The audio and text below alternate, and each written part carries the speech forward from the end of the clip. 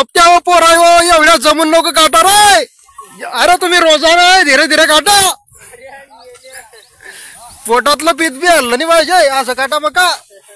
जास्त जमून नको घ्या. नमस्कार सोबत्यांना, मा यूट्यूब चॅनलवर तुमचं स्वागत आहे.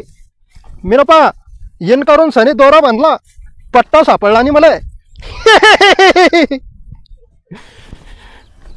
तुम्हाला मी आता मग कपाशीची परिस्थिती दाखवतो.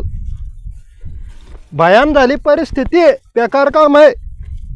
कपाशी असा पाणी पडला, पुरं पाणी इथंच झालं. कमीत कमी 1 एकर आहे वावर, पुरं पुरं बसलं. दिवाळी येऊ राहिली पुढे. आता दिवाळी आली, दिवाळीला फटाके घ्यायला बी कापूस, दिवाळीला फटाके घ्यायला बी कापूस झाला नाही. तर ते दिवाळीचा लाडू घ्याले ना शेवचुडा घ्यायला काय पैसे राहतील. बेकार काम आहे. तिच्यामध्ये या लाडक्या बाईंचे पैसे आता पडूनच राहिले नाही. पहिले 3-3 हजार टाकले, आता मागून 1 रुपया येऊन राहिला. नुसत्या वाट पाहून राहिल्या बाया. काही काही बाया सरकारला बी गाळ्या द्यायला लागल्या.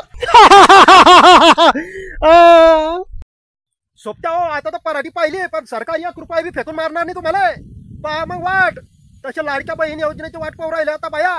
कारण की बायाला पहिल्यानं पैसे टाकलं, लालूच दाखवली, 3-3 हजार टाकलंय. आता दुसरा हप्ता येऊनच राहिला नाही. ज्या बायाचं नवीन प्रकरण झालंय ते ना तर वाटच पान लावली, आशाच लावली पाहणं. आणि काही काही बाया गाय बी द्यायला लागल्या आता. पहा कमाल पैसे टाकसान तर बरं आहे, नाही तर गाया बी खापुडी. आता बायाला लवकर पैसे टाका, सगळ्या बायाला. हा काही काही बायानं पैसे येतील ह्या आशेनं कामाला जाणं बी सोडलं. लाडक्या बहिणीचे पैसे येतील म्हणून सरकारला मग हेच म्हणणं आहे, शिंदे साहेब ऐका, पैसे टाकून द्या बायाला पटकन, नाही तर ते कामाला जाऊन नाही राहिलंय, तुमच्या आशेवर बसेलय. पटकन टाका पैसे.